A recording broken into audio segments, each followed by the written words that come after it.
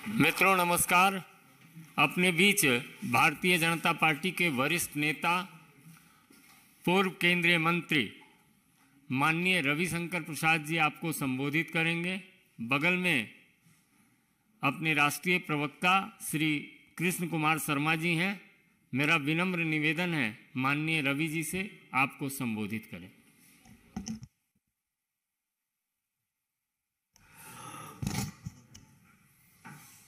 मित्रवर संजय मयूख जी, मित्रवर के शर्मा जी, सभी पत्रकार मित्रों नमस्ते। आज एक ही दिन में मैं आपको दो बार डिस्टर्ब कर रहा हूं। एक बार अपने घर पर कुछ टिप्पणी देने का अवसर आया और फिर ऐसा विचार हुआ कि पार्टी के फॉर्मल मंच से भी कुछ बात करनी चाहिए और उस बात करने का अवसर भी है। राहुल गांधी पहली बार बोले हैं कि मैं सेना का सम्मान करता हूं। जो पार्टी की ओर से गंभीर सवाल उठाए गए थे उसको उन्होंने पहली बार कहा कि हम सेना का सम्मान करते हैं। राहुल जी, दिग्विजय सिंह आपके साथ कन्याकुमारी से चल रहे हैं तो हजारों किलोमीटर की यात्रा में आप उनको समझा नहीं पाए थे क्या? वो कोई पहली बार बोले थे क्या? और आज जब आपने ये कहा तो आपने कुछ और सवाल खड़े कर दिए। इसलिए आज इस चैप्टर का हम फाइनल हिसाब करने आए हैं। Rahul Gandhi ji, today the BJP is going to settle the final account with you as far as your vacillating stand on the arm forces is concerned. आज मैंने सुबह एक बात कही थी कि ये देश सेना के शहादत का सबूत नहीं मांगता, उनके बलिदान को सलाम करता है। यही भारत की परंपरा है ना। Indians don't seek proof of the heroic courage of our arm forces but salute them. और उसका कारण भी मैंने कहा था कि देश के लिए जीते तो हम लोग सब लोग हैं, देश के लिए मरते कौन है? हमारे सेना के जवान, ऑफिसर्स, पैरामिलिट्री फोर्सेस। तो आज जब राहुल गांधी ने कहा है तो राहुल गांधी से कुछ सवाल पूछना है और देश को उनकी टिप्पणियों के बारे में दोबारा याद भी कराना है और उनसे पूछना है कि क्या आप इसको भी वापस लेंगे? 16 दिसंबर 2022 को, कुछ ही दिन पहले, राजस्थान के दौसा में भारत जोड़ो यात्रा के दौरान राहुल गांधी ने कहा था चीनी सैनिक भारत के सैनिकों को पीट रहे हैं। ये शब्द थे उनके। ये बहुत ही अपमानजनक शब्द है जो कि गलत भी है। भारत के सेना के जवान और अफसरों ने कमाल का काम किया और एक कर्नल लेवल के अफसर भी शहीद हुए थे। चीनी सैनिक पिटे थे। आपने कहा चीनी सैनिक भारत की सेना को पीट रहे हैं। फिर 23 जून 2022 को गलवान के मुद्दे पर राहुल गांधी ने ट्वीट किया कि क्या चीन ने भारतीय जमीन पर कब्जा किया है? जबकि चीन के कब्जा करने को रोका गया तो यह आपने ट्वीट किया। और सबसे तो रोचक, 6 अक्टूबर 2016 को राहुल गांधी ने क्या कहा था? सर्जिकल स्ट्राइक पर कहा था कि उनकी वीरता को खून की दलाली बताया था राहुल गांधी ने, याद होगा। आज याद करना जरूरी है देश को कि जब सर्जिकल स्ट्राइक के आलोक में बहुत प्रशंसा हो रही थी तो खून की दलाली बताई गई थी। और ये सिर्फ यही बात नहीं है, वो तो जेएनयू भी गए थे जहां टुकड़े टुकड़े गैंग खड़े थे, उनको नैतिक समर्थन दिया था। पता नहीं आपको याद है कि नहीं कि जब एक अमेरिकन एम्बेसडर आए थे उनसे बातचीत में उन्होंने क्या कहा था कि Hindu terrorism is more lethal than other terrorism. ये तो उन्होंने कहा था। अभी मैं खाली उन्हीं की बात का विरोध कर रहा हूं, उल्लेख कर रहा हूं। और बाकी जो उनके महान नेता लोग साथ चलते हैं तो मैं दिग्विजय सिंह के पूरे मामले को रिकॉर्ड के लिए आज रिकॉर्ड पर ला ही देता हूं।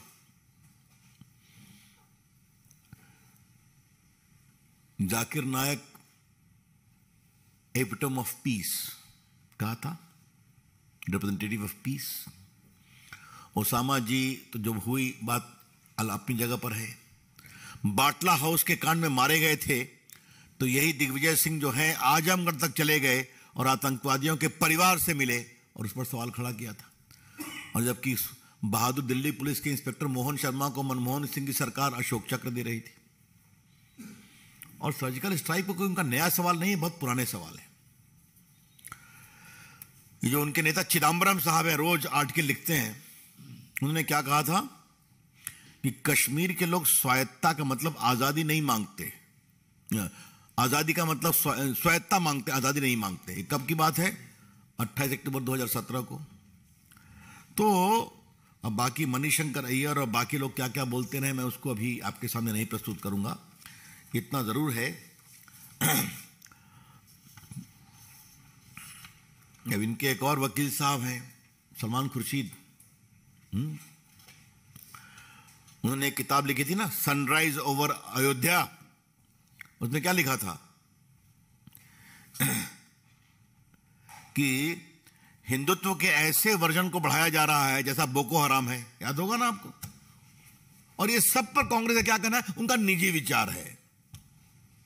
बाकी सेना के बड़े बड़े जनरल्स का अपमान किया गया, आप सभी जानते हैं। तो ये निजी विचार की सीमा क्या होगी?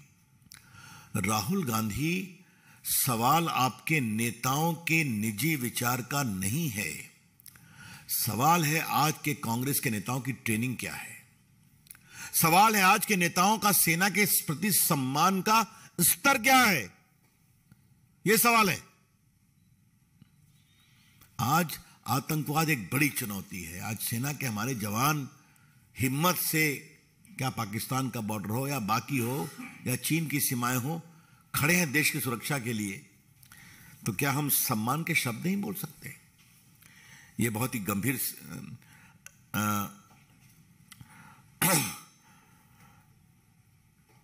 जो और उनकी किताब में क्या क्या खिलाफ में लिखा हुआ है। और जब भी ये फंसते हैं तो बस एक ही शब्द, it is their personal view, it is their personal view. इसलिए फिर बात ही है वहीं पर, इतना आपको समय क्यों लगा सफाई देने में? Rahul Gandhi ji, why it took so many years for you to publicly state that you respect your institution of arm forces? तो आप ये भी कह देते कि जो उन्होंने पहले बोला है वो उसके लिए आई एम सॉरी, वो गलत था। तो इसलिए मैंने आज आपके डेट वाइज जो आपने बोला है उसको हमने याद दिलाया। इसलिए राहुल जी, आपकी सफाई कुछ जम नहीं रही है। आज मुझे बताएगा वो प्रेस करेंगे, तो आज मैंने उनकी प्रेस को बड़ी ईमानदारी से सुना। तो जितना मैंने उनके प्रेस को सुना उतने ही मेरे में सवाल उठने लगे।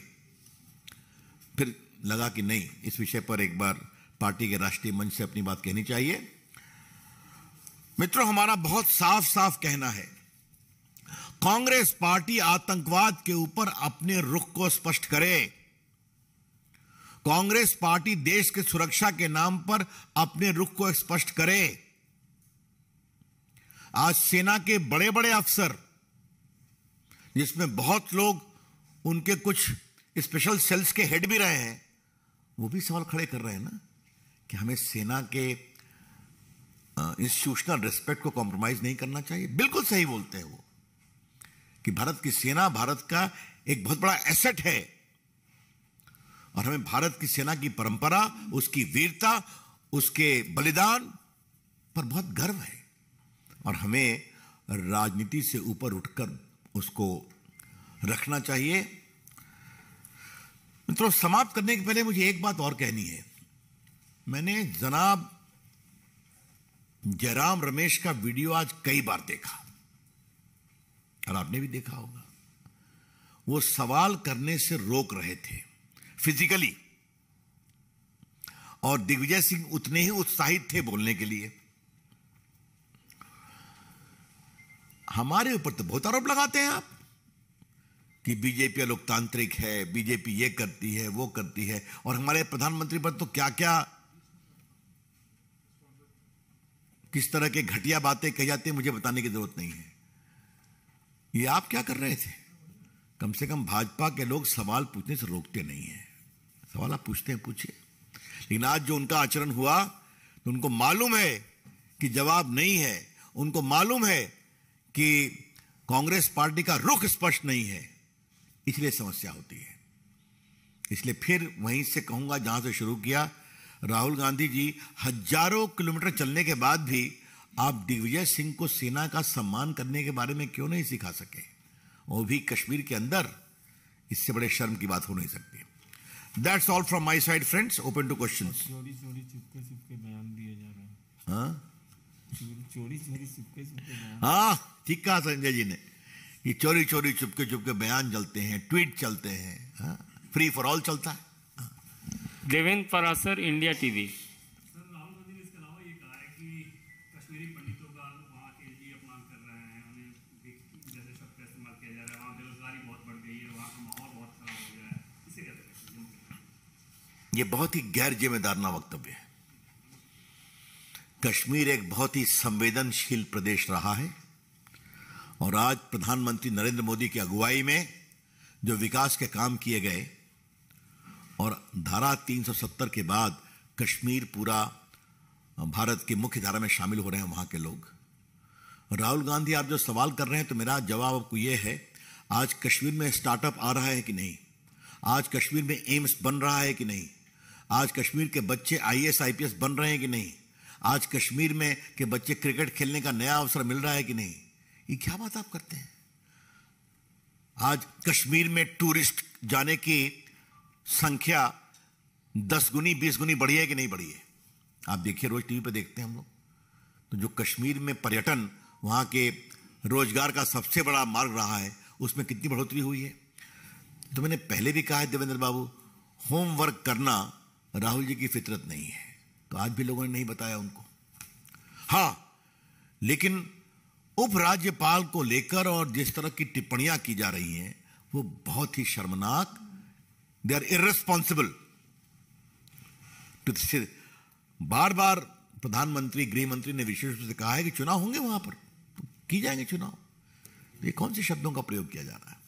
संजय शर्मा, लोकमत। सर, दिग्विजय सिंह के बयान के बाद जिस तरह से जयराम रमेश ने जो सफाई दी, कहा कि कांग्रेस पार्टी सेना का सम्मान करती है, इसको किस तरह से देखते सर? राहुल गांधी का भी उसके बाद। अरे भाई, मैं उनके बात पर क्या जवाब दूं? दिग्विजय सिंह कोई साधारण व्यक्ति है क्या? 10 साल मुख्यमंत्री रहे हैं, महामंत्री हैं कांग्रेस पार्टी के, और जहां तक मुझे बताया गया है कि शायद यात्रा के संयोजक भी है ना, यात्रा में शुरू से हैं। तो इसका क्या मतलब है ये? इसलिए मुझे कांग्रेस पार्टी के अंदर की उठापटक से कोई मतलब नहीं है। हमें देश से मतलब है, देश की सुरक्षा से मतलब है, और सेना के सम्मान का मामला है यह विषय। सुजीत ठाकुर, दैनिक भास्कर। सर, दिग्विजय सिंह जी लंबे समय से ऐसा बोल रहे हैं जो कि भारतीय सेना और सुरक्षा बलों के खिलाफ है। राज्यसभा के सदस्य भी आप लोगों से बहुत अच्छी व्यवस्था है उनकी, तो इस तरह की सोच रखने वालों से भाजपा किस तरह से डिस्टेंस बना सकती है? क्या उसको लेकर कुछ आप कहेंगे? हम राजनीति में डिस्टेंस की भाषा पर विश्वास नहीं करते। हम मानते हैं कि इन सबों का उत्तर देश देगा, और देश दे रहा है। कांग्रेस पार्टी साफ हो रही है, घट रही है। लेकिन आपने कहा, तो मैं आपसे एक बात कहना चाहता हूं, और यह बात मैं सबों के लिए कहना चाहता हूं। आज नेताजी सुभाष चंद्र बोस की जयंती है। दिल्ली में इतनी बड़ी मूर्ति नेताजी सुभाष चंद्र बोस की लगी है, क्या कांग्रेस का कोई नेता वहां पर प्रणाम करने गया क्या? सेंट्रल हॉल की बात अपनी जगह पर है, मैं बात कर रहा हूं इस दुनिया की एक बहुत ही अभूतपूर्व इंडिया गेट पर लगी हुई मूर्ति की। तो सरदार पटेल की मूर्ति पर भी नहीं गए, और यहां सुभाष चंद्र बोस की भी मूर्ति पर नहीं ले गए। और यह बात मैं बहुत गर्व और गौरव से बोलूंगा, उनके आचरण को देखिए और हमारे प्रधानमंत्री के आचरण को देखिए कि 2014 के 15 अगस्त को लाल किले पर उन्होंने कहा, मैं भी बैठा हुआ था, कि देश को बनाने में जितने प्रधानमंत्री ने काम किया मैं सबको आज सैल्यूट करता हूं। और तीन मूर्ति भवन में जो प्रधानमंत्री म्यूजियम बना है उसमें कांग्रेसी मित्रों सिर्फ नेहरू जी नहीं, लाल बहादुर शास्त्री, इंदिरा गांधी, राजीव गांधी, मनमोहन सिंह सबों को स्थान मिला है।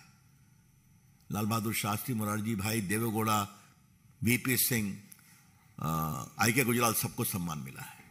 तो यह सोच का नजरिया है कि आप सुभाष चंद्र बोस के जन्म दिवस के अवसर पर उनकी मूर्ति पर इंडिया गेट पर प्रणाम करने भी नहीं जाते, क्योंकि मोदी जी के प्रयास से बनी है। और सरदार पटेल तो नहीं गए। ये देश को आज मुझे लगा बताना जरूरी था। Mohit Bhatt, times now. Sir, we saw that how Rahul Gandhi came out and he stated that the statement of Digvijay Singh is very ridiculous and they have distanced themselves from the statement. But when Times Now came out and reached out to Digvijay Singh on this question, we were heckled, or who was heckled, we were pushed aside by Jairam Ramesh. So in a way, Rahul Gandhi says that it's his personal statement, but Jairam Ramesh is not allowing media to ask questions from Digvijay Singh. No, but this only shows their anti-democratic mindset. Media can ask critical questions. You reply in your own way. But why should you heckle?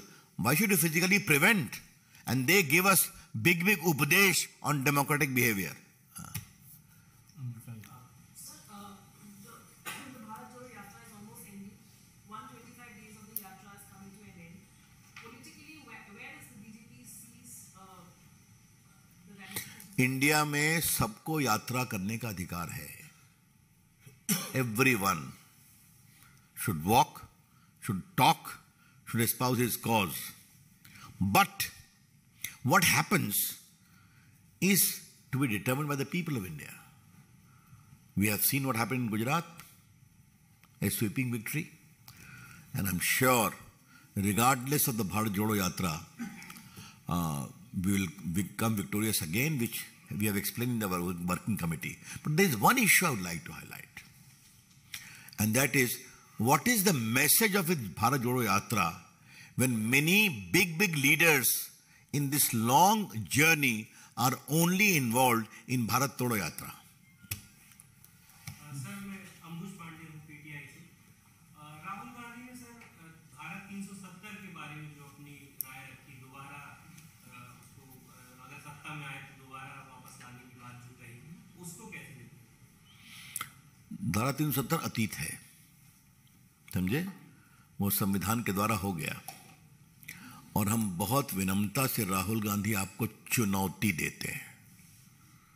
370 एक संवैधानिक प्रक्रिया के तहत निरस्त हुआ है, उसके लिए 2/3 बहुमत चाहिए। तो राहुल गांधी जी, क्या आपको लगता है कि कभी 2/3 बहुमत आपको मिलेगा? एक बार खुलकर तो बात करिए। ये एडहॉक कमेंट क्या करते हैं? और जो आज लोग खड़े हैं, मैं उनसे भी कहता हूं, Article 370 is history now, and the people of Jammu and Kashmir are enjoying the freedom which eluded them for so many years. That's all. Thank you. धन्यवाद। धन्यवाद। सॉरी, आपको मुझे 2 बार डिस्टर्ब करना पड़ा। ये डेली क्या चले, we don't mind. हाँ?